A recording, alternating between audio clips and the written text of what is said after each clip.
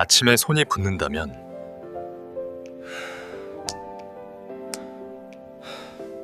그냥 넘기면 안 됩니다. 선생님, 아침에 눈을 뜨고 하루를 시작하려 할 때 손이 평소보다 부어있는 느낌을 받은 적 있으신가요? 손가락이 뻣뻣해서 주먹을 쥐기가 불편하거나 평소 잘 맞던 반지가 유독 꽉 끼는 느낌이 들 때도 있습니다. 어떤 분들은 물을 많이 마셔서 그런가 생각하기도 하고, 또 어떤 분들은 나이가 들면서 자연스럽게 나타나는 변화라고 넘기기도 합니다. 하지만 이런 변화가 반복되기 시작하면 단순히 한 번의 현상으로만 보기에는 어려운 경우도 있습니다. 특히 아침마다 비슷한 느낌이 계속된다면 우리 몸의 순환이나 수분 균형 혹은 밤 동안의 생활 습관과도 연결되어 있을 수 있습니다. 몸은 생각보다 작은 변화를 통해 자신의 상태를 알려주는 경우가 많기 때문입니다. 실제로 중장년 이후에는 낮보다 밤 사이에 몸의 변화가 더 크게 나타나는 경우가 많습니다. 활동량이 줄어들고 몸이 수평 상태로 오래 유지되면서 체액의 흐름이 달라지고, 그 영향이 아침에 손이나 얼굴, 발의 부기 형태로 나타나기도 합니다. 그래서 어떤 분들은 아침에는 손이 붓고 시간이 지나면서 자연스럽게 가라앉는 경험을 하기도 합니다. 그렇다고 해서 모든 손 붓기가 걱정해야 할 신호는 아닙니다. 일시적인 피로나 수면 자세, 저녁 식사 습관 등으로도 충분히 나타날 수 있는 변화이기 때문입니다. 다만 반복되거나 이전과 다른 양상으로 느껴진다면 한 번쯤은 몸의 흐름을 점검해 보는 것이 도움이 될 수 있습니다. 오늘 이 영상에서는 아침에 손이 붓는 이유를 단순한 현상으로만 보지 않고 생활 속에서 어떤 부분과 연결되어 있는지 차분하게 살펴보려고 합니다. 그리고 그냥 지나가도 되는 경우와 한 번쯤은 확인해 보면 좋은 신호를 구분하는 기준도 함께 이야기해 드리겠습니다. 선생님의 몸이 보내는 작은 변화를 이해하는 데 도움이 되는 시간이 되시길 바랍니다. 선생님, 아침에 손이 붓는 증상을 많은 분들이 단순한 피로나 나이 때문이라고 생각하고 넘기는 경우가 많습니다. 어제 조금 피곤했나 보다, 잠을 잘못 잤나 보다 하고 대수롭지 않게 여기는 경우도 많습니다. 실제로 일시적인 부기는 누구에게나 나타날 수 있기 때문에 크게 걱정하지 않아도 되는 경우도 있습니다. 하지만 문제는 이런 증상이 한두 번이 아니라 반복될 때입니다. 특히 특별한 이유가 없는데도 아침마다 손이 붓는 느낌이 계속된다면 단순한 일시적 현상으로만 보기 어려운 경우도 있습니다. 우리 몸은 작은 변화를 통해 상태를 알려주는데, 이런 반복적인 부기는 그 신호 중 하나일 수 있기 때문입니다. 많은 분들이 낮에는 괜찮다가 아침에만 유독 붓는 이유를 궁금해하십니다. 그 이유는 밤 동안 우리 몸의 상태가 낮과 다르게 유지되기 때문입니다. 활동이 줄어들고 몸이 오랫동안 같은 자세로 유지되면서 체액의 흐름이 달라지고, 그 영향이 아침에 집중되어 나타날 수 있습니다. 그래서 낮에는 괜찮다가도 아침에만 손이 붓는 경험을 하게 되는 것입니다. 또 한 가지 중요한 점은 같은 붓기라도 원인이 다를 수 있다는 것입니다. 어떤 경우는 단순한 생활 습관과 관련이 있지만, 어떤 경우는 몸의 순환이나 대사와 연결된 신호일 수도 있습니다. 겉으로 보기에는 비슷해 보여도 그 안의 원인은 전혀 다를 수 있기 때문에 무조건 괜찮다고 넘기는 것도, 반대로 무조건 걱정하는 것도 모두 바람직하지 않습니다. 그래서 중요한 것은 이 붓기가 어떤 상황에서 나타나는지를 차분하게 살펴보는 것입니다. 언제 시작됐는지, 얼마나 자주 반복되는지, 시간이 지나면 자연스럽게 가라앉는지 혹은 점점 더 심해지는지 같은 흐름을 이해하는 것이 필요합니다. 오늘은 단순히 손이 붓는 이유를 나열하는 것이 아니라 이런 변화가 왜 반복되는지, 그리고 어떤 경우에는 그냥 지나가도 되고 어떤 경우에는 한 번쯤 확인해 보는 것이 좋은지를 함께 구분해 보겠습니다. 선생님, 우리가 잠을 자는 동안 몸에서는 낮과는 다른 변화가 일어납니다. 낮에는 계속 움직이면서 혈액과 체액이 자연스럽게 순환하지만 밤에는 같은 자세로 오랜 시간 누워있게 되면서 이 흐름이 달라지게 됩니다. 특히 중장년 이후에는 혈관의 탄력이 점점 줄어들고 순환 속도도 이전보다 느려지기 때문에 체액이 특정 부위에 머무르는 시간이 길어질 수 있습니다.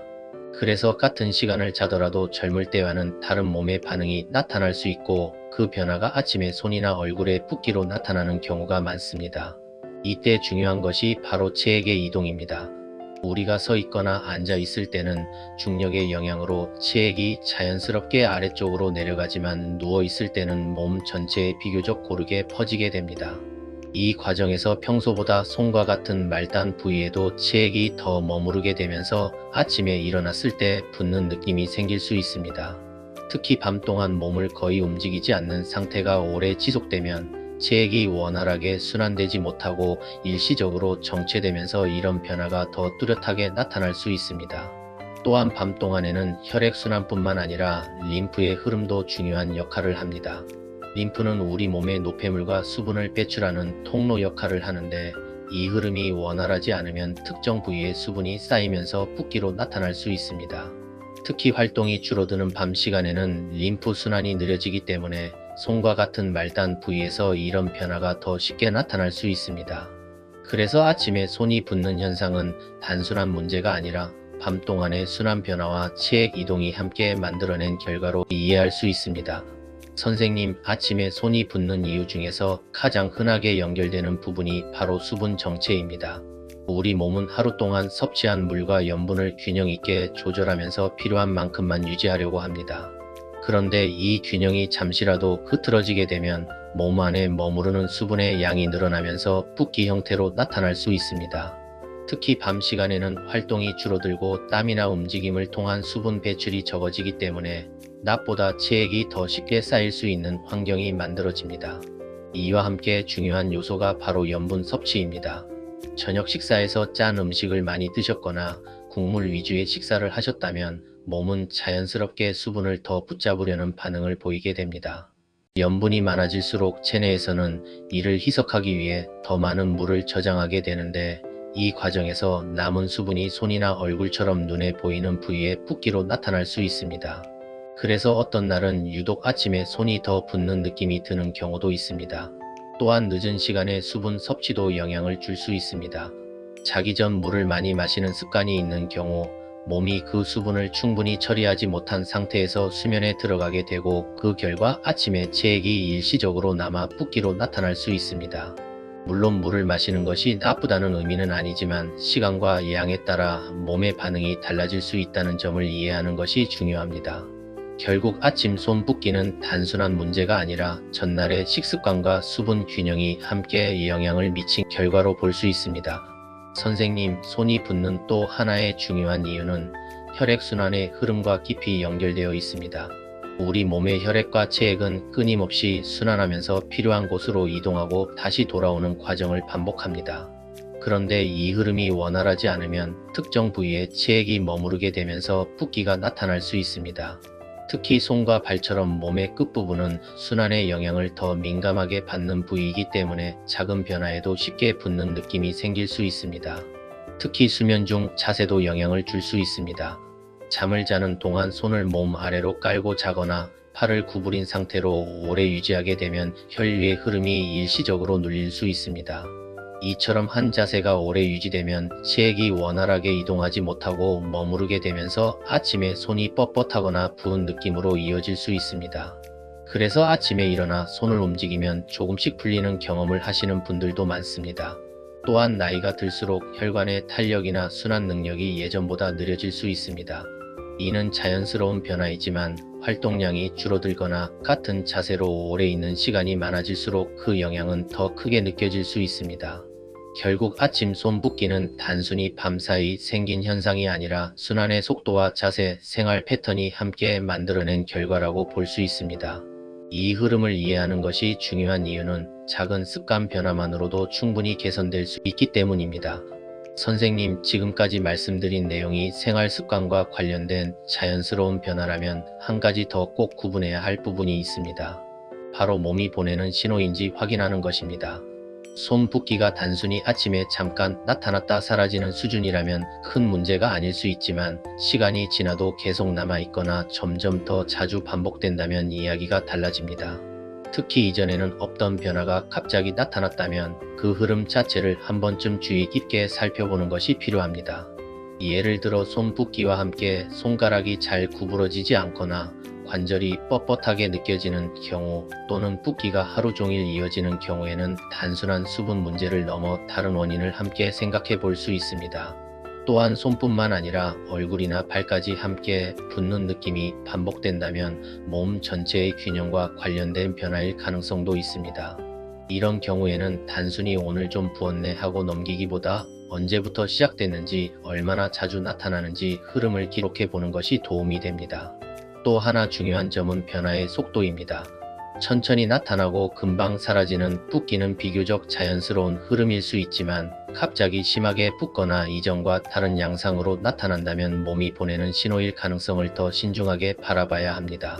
결국 중요한 것은 증상 하나를 단정 짓는 것이 아니라 반복되는 패턴과 변화의 흐름을 이해하는 것입니다. 이런 작은 관찰이 건강을 지키는 가장 현실적인 시작이 될 수 있습니다.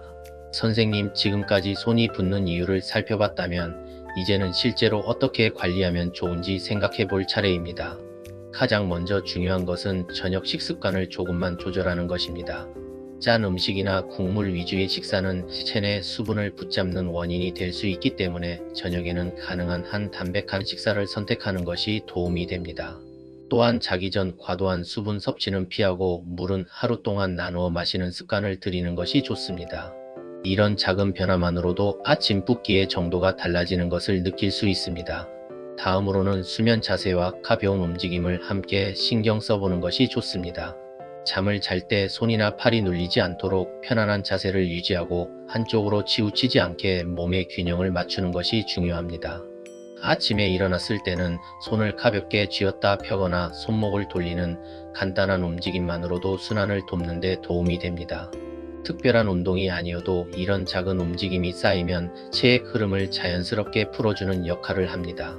또 하나 기억하셔야 할 것은 지속적인 관찰입니다.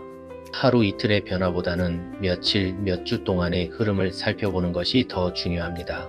붓기가 줄어드는지, 특정 습관 이후에 더 심해지는지, 이런 변화를 스스로 느껴보는 것이 가장 현실적인 관리 방법입니다.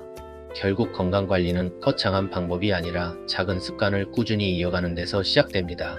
선생님의 몸이 보내는 신호를 이해하고 생활 속에서 하나씩 조절해 나가는 것이 가장 확실한 변화로 이어질 수 있습니다.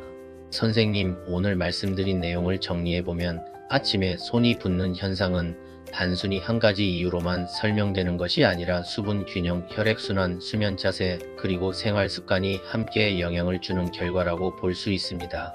그래서 중요한 것은 붓기 자체에 집중하기보다 그 전에 어떤 생활이 있었는지를 함께 돌아보는 것입니다.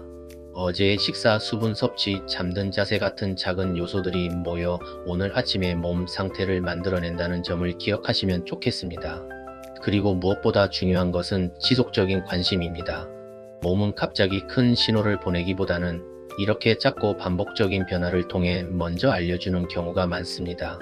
손이 붓는 느낌이 자주 반복된다면 그 자체를 무시하기보다 하나의 흐름으로 이해하는 것이 필요합니다.